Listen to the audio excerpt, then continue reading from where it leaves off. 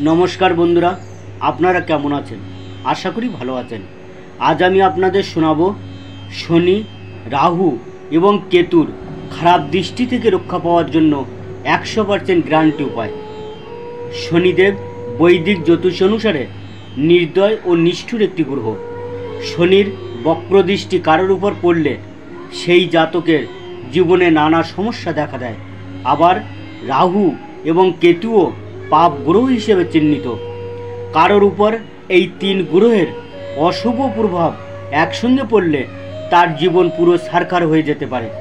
শনি, রাহু ও কেতুর মিলিত প্রভাবে আর্থিক বিপর্যয় নেমে আসে। রাজাও ভিখারি হয়ে যেতে পারেন। চাকুরি হোক বা ব্যবসা, পেশাগত ক্ষেত্রে তুমুল সংকট দেখা দেয় ওই ব্যক্তির। এই তিন অশুভ গ্রহের প্রভাবে দাম্পত্য জীবনেও অশান্তি চরমে ওঠে। শনি, রাহু ও কেতু এই তিন গ্রহের প্রভাব যতই ভয়াবহ হোক না কেন, জ্যোতিষ অনুসারে কয়েকটি টোটকা মেনে চললে এদের শান্ত রাখা সম্ভব। অনেক সময় সঠিকভাবে না জানার জন্য আমরা সঠিক কাজ সঠিক সময়ে করে উঠতে পারি না। সেই কারণে জীবনের সমস্যা পিছু ছাড়ে না। কিন্তু জানেন কি, পশুদের সেবা করলেও এই তিন গ্রহের অশুভ প্রভাব অনেকটা এড়ানো সম্ভব হয়। জ্যোতিষ অনুসারে কুকুরকে রুটি খাওয়ানো অত্যন্ত শুভ কাজ বলে মনে করা হয়।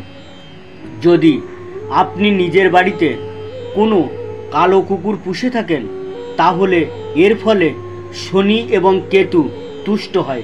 বাড়িতে নেগেটিভ এনার্জির বিনাশ করে, পজিটিভ এনার্জি বাড়ায় পোষা কুকুর।